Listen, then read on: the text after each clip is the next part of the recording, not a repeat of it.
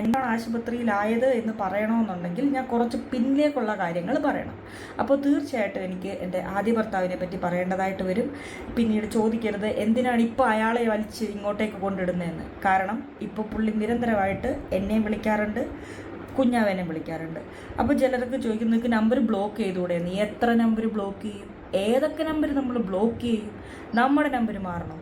ഞാൻ കൃഷിയും മുട്ട കച്ചവടവും അങ്ങനെ പല ബിസിനസ് കാര്യങ്ങളുമായിട്ട് നടക്കുന്ന ഒരു വ്യക്തിയാണ്. എനിക്ക് എൻ്റെ നമ്പർ മാറ്റി കഴിഞ്ഞ് കഴിഞ്ഞാൽ എൻ്റെ കംപ്ലീറ്റ് കാര്യങ്ങളും അവിടെ നിൽക്കും. ഞാൻ നമ്പർ മാറ്റിയിട്ട് പിന്നെയും വിളിച്ച് ഞാൻ ആർക്കെങ്കിലും ചുറ്റിനുള്ളവർക്കൊക്കെ നമ്പർ കൊടുക്കേണ്ടതായിട്ട് വരും.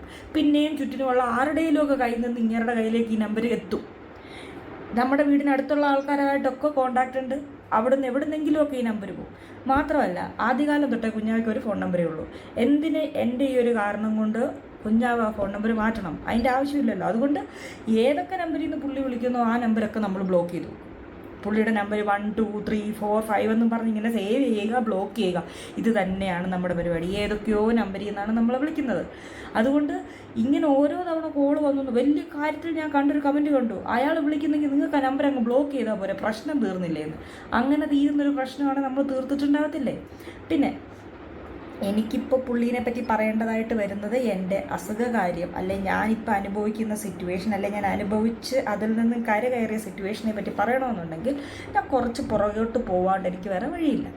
എന്നെ ജോലിക്ക്, അതായത് എൻ്റെ PG കഴിഞ്ഞ് ജോലിക്ക് എന്നെ ഇൻ്റർവ്യൂ ചെയ്തെടുക്കുന്നത് എൻ്റെ ആദ്യ ഭർത്താവ്, അതായത് വിജയ് എന്ന പേരുള്ള വ്യക്തിയാണ് ഇൻ്റർവ്യൂ ചെയ്തെടുക്കുന്നത്. 1-2 ഘട്ട ഇൻ്റർവ്യൂ ഉണ്ടായിരുന്നു. ഇൻ്റർവ്യൂ ചെയ്തെടുത്തു. പിന്നെ കുറേ നാളുകൾക്ക് ശേഷം ഞങ്ങൾ തമ്മിൽ റിലേഷനിലായി. അയാൾ തന്നെ നമ്മളോട് ഇഷ്ടം പറഞ്ഞു, ആലോചിച്ചു. കാരണം ഞാൻ എന്നോട് ചോദിക്കുമ്പോൾ പറയുന്നതെല്ലാം സത്യസന്ധമായ കാര്യമാണ്. അപ്പം തിരിച്ച് എന്നോട് പറയുന്നതെല്ലാം സത്യമാണെന്ന് ഞാനും കരുതി. അത് നിങ്ങൾ ഇത്ര ചിന്തിച്ചാൽ മതി. ഒരു ഡിഗ്രി അല്ലെ ഒരു PG കഴിഞ്ഞ ഒരു പെൺകുട്ടി അന്നേരത്തെ മെൻറ്റാലിറ്റിയിൽ എന്താണോ ആ ഒരു എക്സൈറ്റ്മെൻറ്റ്, ഒരു പ്രണയത്തിൻ്റെ എക്സൈറ്റ്മെൻറ്റും കാര്യങ്ങളും എല്ലാം എനിക്കുണ്ട്. ഭയങ്കര എക്സൈറ്റഡ് ആയിരുന്നു. ജോലി ആ വഴിക്ക് നടക്കുന്നു, സ്നേഹബന്ധം ഈ വഴിക്ക് നടക്കുന്നു. എന്നോട് ചോദിക്കുമ്പോൾ ഞാൻ പറയുന്നതെല്ലാം സത്യസന്ധമായ കാര്യമാണല്ലോ. എൻ്റെ ലൈഫിൽ എന്തൊക്കെ നടന്നിട്ടുണ്ട്, എൻ്റെ വീട്ടിൽ ആരൊക്കെയുണ്ട്, നമ്മുടെ വീട്ടിലെ അവസ്ഥ എന്താണ്, എല്ലാം നമ്മൾ കൃത്യമായിട്ട് പറയുമ്പോൾ എന്ത് ചെയ്യും, നമ്മളോട് തിരിച്ച് പറയുന്നതും. എൻ്റെ അന്നേരത്തെ ഒരു സ്വഭാവം എന്ന് പറഞ്ഞാൽ, എനിക്ക് ആരും ഒരു ഡൗട്ടും ഇല്ല. എൻ്റെ വിചാരം എല്ലാവരും പറയുന്നത് സത്യമാണ്. നമ്മൾ ഈ കുത്തിക്കിഴിച്ച് നോക്കുന്ന പരിപാടിയില്ല. നമ്മൾ സത്യം പറയുമ്പോൾ നമ്മളോട് പറയുന്നത് സത്യമാണ് എന്നൊരു വിചാരമുണ്ടല്ലോ. ഇപ്പം മുൻകാല പ്രണയത്തെ പറ്റി പറഞ്ഞു വരുന്നു, അങ്ങനെ പറയുന്നു, ഇങ്ങനെ പറയുന്നു, എല്ലാം സത്യസന്ധമായി ഞാൻ വിശ്വസിക്കുന്നു. വീട്ടുകാരെ എനിക്ക് അറിഞ്ഞുകൂടാ, പറഞ്ഞു കേട്ടുള്ള അറിവാണ്. വീട്ടിലെ അവസ്ഥ അത് പറഞ്ഞു കേട്ടുള്ള അറിവാണ്. എല്ലാം അങ്ങനെയൊക്കെ തന്നെയായിരുന്നു.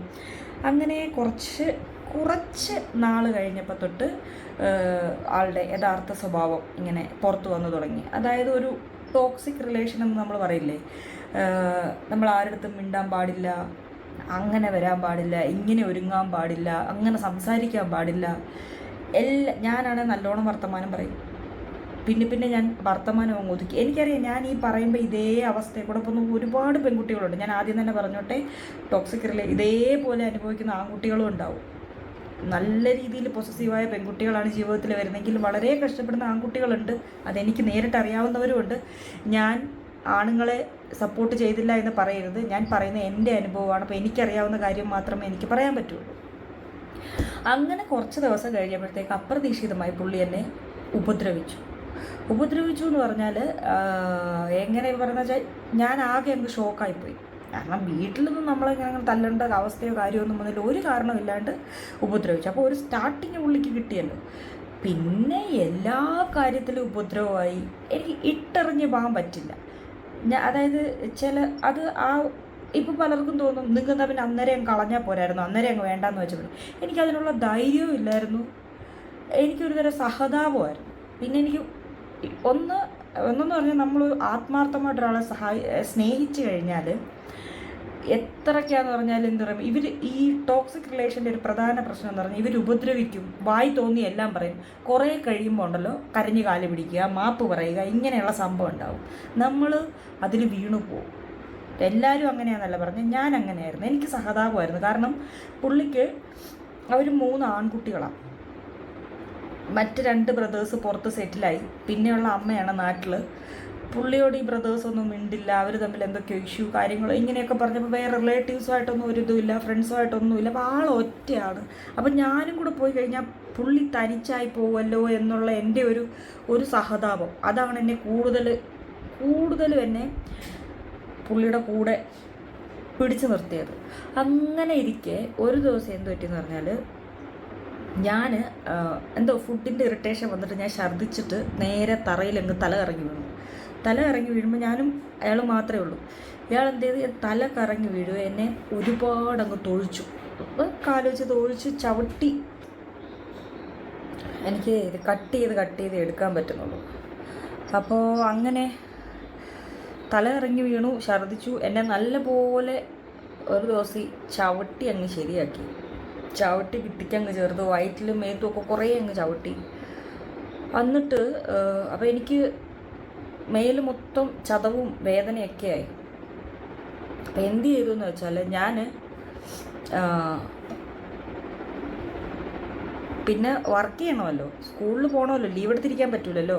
അപ്പോൾ ആളെന്ത് ചെയ്തു, എനിക്ക് പെയിൻ കില്ലർ തന്നു, വേദന മാറാൻ വേണ്ടി. മാപ്പൊക്കെ പറഞ്ഞു, പെയിൻ കില്ലർ തന്നു. പിന്നീട് ഇത് എന്ത് പറ്റിയെന്ന് പറഞ്ഞാൽ, ഇതൊരു സ്ഥിര സംഭവമായി.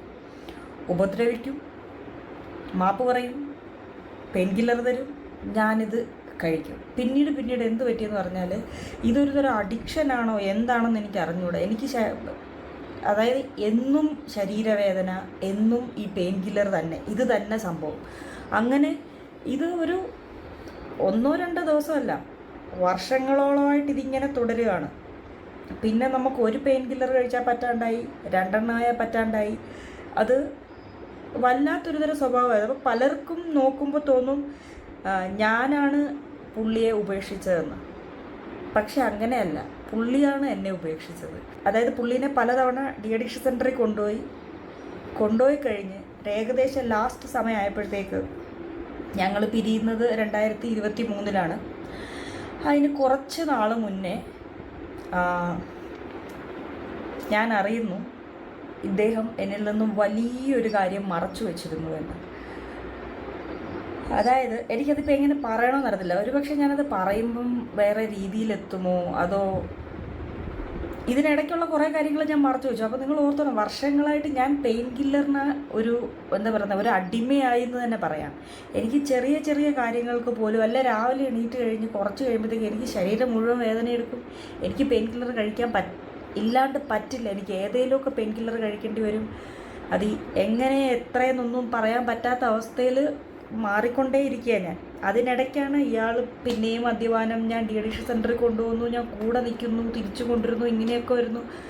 യൂട്യൂബിൽ നിങ്ങൾ ഓർത്തോണം, ഇദ്ദേഹം വളരെ നല്ലൊരു വ്യക്തിയായിരുന്നെങ്കിൽ ഞാൻ എത്രയോ വീഡിയോ ഇട്ടു, എത്രയോ നാൾ ഇദ്ദേഹം എൻ്റെ കൂടെ ഉണ്ടായിരുന്നു. ഒരു വീഡിയോയിലെങ്കിലും പുള്ളിയുടെ മുഖം കാണിച്ചു. ഞാൻ തന്നെ ചോദിച്ചു തുടങ്ങി, എന്തുകൊണ്ട് നിങ്ങൾ വരുന്നില്ല, എന്തുകൊണ്ട് പറ്റുന്നില്ല, നിങ്ങൾക്ക് വീഡിയോയിൽ വരാൻ പറ്റുന്നില്ല എന്ന് ഞാനിങ്ങനെ ചോദിച്ചുകൊണ്ടേ ഇരിക്കുന്നുണ്ടായിരുന്നു. നിങ്ങൾ എന്നോട് ചോദിക്കുന്ന പോലെ ഞാനും കാരണം എന്തെങ്കിലും ഒരു കാര്യമില്ലാണ്ട് അങ്ങനെ ഒരു വ്യക്തി വരാതിരിക്കുമോ? അത്രയ്ക്കും തൻ്റെ അത്ര ബ്യൂട്ടി കോൺഷ്യസ് ആണോ, ഇനിയിപ്പോൾ ഞാൻ ഇനി കൊള്ളാഞ്ഞിട്ടാണോ ചേരാഞ്ഞിട്ടാണോ അങ്ങനെ വല്ല സംശയം ഉള്ള വ്യക്തിയാണോ എന്നൊക്കെ ഇങ്ങനെ പല ഡൗട്ട് എനിക്കും ഉണ്ടായിരുന്നു. പക്ഷേ പിന്നീട് ഞാൻ ഫോൺ ചെക്ക് ചെയ്യലോ അങ്ങനത്തെ പരിപാടി ഒന്നും ചെയ്യുന്ന ഒരു വ്യക്തിയല്ല. പക്ഷെ ഒരു ദിവസം അപ്രതീക്ഷിതമായിട്ട് ആളുടെ ഫോണ് എനിക്ക് എന്തോ പുള്ളി ഫോണിൽ ഓരോ ഫോട്ടോസൊക്കെ ഇങ്ങനെ കണ്ട് മെയിലിൽ നിന്നൊക്കെ ഓരോന്ന് കണ്ടിട്ട് ഫോൺ അവിടെ വെച്ചു. ആളുടെ ഫോണിന് എൻ്റെ കയ്യിൽ, എനിക്ക് ലോക്കറിയാം, ഞാൻ നോക്കുമ്പോൾ ഒരു സ്ത്രീ 2 കുട്ടികൾ, അതായത് ഒരു ഫാമിലി ഫോട്ടോ ഞാൻ കണ്ട് ശരിക്കും ഞാൻ ഷോക്കായിപ്പോയി. കാരണം അത്യാവശ്യം വലിയ കുട്ടികളാണ്, നല്ലൊരു ഫാമിലി ഫോട്ടോ തന്നെയാണ് പുള്ളിക്ക്. അപ്പം നമ്മൾ ഡി അഡിക്ഷൻ സെൻറ്ററിൽ നിന്നൊക്കെ വന്ന സമയമാണ്, 2ാമത്തെ ട്രിപ്പ് വന്ന സമയമാണ്. ആ സമയമാണെന്നാണ് എനിക്ക് തോന്നുന്നത്. അപ്പോൾ ഞാൻ എന്നിട്ട് പുള്ളിക്ക് ബോധം വന്ന് ഡി അഡിക്ഷൻ സെൻറ്ററിൽ നിന്ന് വന്നു പറഞ്ഞിട്ട് പുള്ളി നോർമലായിട്ടില്ല കേട്ടോ. പുള്ളി വീണ്ടും ഇത് തന്നെ പരിപാടി നോക്കിയപ്പോഴത്തേക്ക് അത് പുള്ളി എന്താ ചെയ്യുന്നതെന്ന് എനിക്ക് അറിഞ്ഞൂടാ. ആൾക്ക് മണമൊന്നും വരത്തില്ല, കള്ളിൻ്റെ മണമാട്ടെ, ഇങ്ങനത്തെ സംഭവമൊന്നുമില്ല. പക്ഷെ ആൾ നോർമലല്ല. ഞാനിത് കണ്ട കാര്യം ഞാൻ പറഞ്ഞു. അപ്പോൾ എൻ്റെ അടുത്ത് ഇരുന്നിട്ട് കുറേ കാര്യങ്ങളൊക്കെ പറഞ്ഞു. അപ്പോഴാണ് ഞാൻ അറിയുന്നത് പുള്ളി കുറേ വർഷങ്ങൾക്ക് മുന്നേ കല്യാണം കഴിച്ചതായിരുന്നെന്നും ഞാനും പുള്ളിയും പരിചയപ്പെടുന്ന സമയത്തിന് കുറച്ച് നാൾ മുന്നേ ഉള്ള ഫോട്ടോയാണ് അത്. അതായത് 2 ആൺമക്കൾ, അത് ഭാര്യ. അതായത് പുള്ളി ഓൾറെഡി മാരീഡായിരുന്നു. ഇവർക്ക് 3 കുട്ടികളുണ്ടായിരുന്നു. ആദ്യം ഒരു പെൺകുട്ടിയായിരുന്നു. അതിന് എന്തോ മെൻ്റലി കുറച്ച് പ്രശ്നങ്ങളുള്ള, മെൻ്റലി റിട്ടാർഡഡ് ആയിരുന്നു. അതിന് എന്തോ അസുഖം ഉണ്ടായിരുന്ന കുഞ്ഞാണ്. അവർ മധ്യപ്രദേശിലെ മറ്റോ ആയിരുന്നു ആ സമയത്ത്. അവിടെ വെച്ച് മരിച്ചു. അവിടെ വെച്ച് തന്നെയാണ് ആ കുഞ്ഞിനെ അടക്കിയത്. അത് കഴിഞ്ഞുള്ള 2 ആൺകുട്ടികളാണിത്. ഇവർ ലീഗലി ഡിവോഴ്സാണെന്ന് പറയുന്നു. നിങ്ങൾ എൻ്റെ അവസ്ഥയൊന്ന് ഓർത്തു നോക്കി. 8 വർഷത്തോളം ഞാൻ അറിയാതെ പോയ ഒരു രഹസ്യം. അപ്പോൾ ഇപ്പം മക്കൾ അത്യാവശ്യം നല്ല പ്രായം ഉണ്ടാവത്തില്ലേ? ആൾക്ക് പ്രായം ഉണ്ടായിരുന്നു, കണ്ടാത്ര പ്രായം തോന്നത്തില്ലെങ്കിലും ഞങ്ങൾ പരിചയപ്പെടുമ്പോഴും ആൾക്ക് അത്യാവശ്യം നല്ല പ്രായം ഉണ്ടായിരുന്നതാണ്. പ്രായമൊന്നും ഞാൻ അതിനെപ്പറ്റി ഒന്നും ചിന്തിച്ചിട്ടൊന്നുമില്ല. അപ്പം ഞാൻ ആകെ എനിക്കെന്ത് പറയണമെന്നറിയത്തില്ല. ഇതിലെ ഏറ്റവും വലിയ കാര്യം ഞാൻ പറയട്ടെ. എൻ്റെ അച്ചാച്ചി, എൻ്റെ അമ്മ, അണ്ണാണി, വീട്ടിലുള്ളവരെല്ലാം, അതായത് കുഞ്ഞാവയും കണ്ണൂരമ്മും ഒഴികെ, പിന്നെ കുറച്ച് ആളുകൾ, അതെങ്ങനെയാണെന്ന് വെച്ചാൽ ഇവരൊരുമിച്ച് നേരത്തെ ജോലി ചെയ്ത കുറച്ച് ആൾക്കാരെ ഞാൻ പരിചയപ്പെട്ടു അന്ന് ജോലി ചെയ്യുന്ന സമയത്ത്. അപ്പോൾ ആ സ്ത്രീയും, അതായത് ഇയാളുടെ ആദ്യ ഭാര്യയും ടീച്ചറായിരുന്നു. അപ്പോൾ അന്ന് അവരുടെ കൂടെ ഒരുമിച്ച് ജോലി ചെയ്തവരെ ഞാൻ പിന്നീട് പരിചയപ്പെടാനിടയായി. അപ്പോൾ അവരെനിക്ക് അങ്ങനെ പിന്നീട് ഞാൻ അറിഞ്ഞു. അങ്ങനെ വളരെ ചുരുക്കം, അതായത് നിങ്ങൾ കണ്ടിട്ടുള്ളവയിൽ, അല്ലെങ്കിൽ നമ്മൾ ഈ വീഡിയോയിൽ വന്നിട്ടുള്ളവയിൽ കണ്ണൂരമ്മൂനും കുഞ്ഞാവയ്ക്കും ഒഴികെ വേറെ ഒരു മനുഷ്യനും അറിഞ്ഞുകൂടാ ഈ നിമിഷം വരെ ഇയാൾക്ക് വേറെ ഭാര്യയും മക്കളും ഉള്ള കാര്യം.